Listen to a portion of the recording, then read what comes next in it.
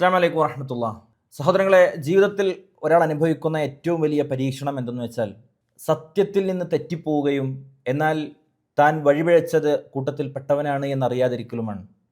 അള്ളാഹുവിൻ്റെ ഖുർആൻ പറയുന്നുണ്ട്, വയഹ്സബൂന അന്നഹും മുഹ്തദൂൻ. അവർ വിചാരിക്കുകയാണ് അവർ നേർവഴിയിലാണ് എന്ന്, അവർ സത്യത്തിൻ്റെ പാതയിലാണെന്ന് അവർ വിചാരിക്കുകയാണ്. പക്ഷെ അവരങ്ങനെയല്ല.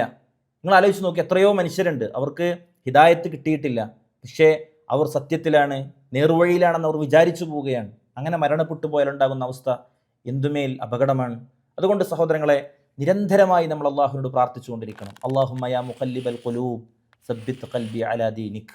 ഹൃദയങ്ങളെ മാറ്റിമറിക്കുന്ന നാഥ, നിന്റെ ദീനിൽ ഹിദായത്തിൽ എപ്പോഴും എന്നെ നിലനിർത്തണമേ എന്നുള്ള പ്രാർത്ഥന നിരന്തരമായി നമ്മുടെ ഭാഗത്ത് നിന്നുണ്ടാകണം. അള്ളാഹുവിൻ്റെ റസൂൽ സല്ലല്ലാഹു അലൈഹി വസല്ലമ തങ്ങൾ ധാരാളമായിട്ടത് പ്രാർത്ഥിച്ചിരുന്നു എങ്കിൽ നമ്മളൊക്കെ എത്രമേൽ അത് പ്രാർത്ഥിക്കാൻ ബാധ്യസ്ഥരാണ്.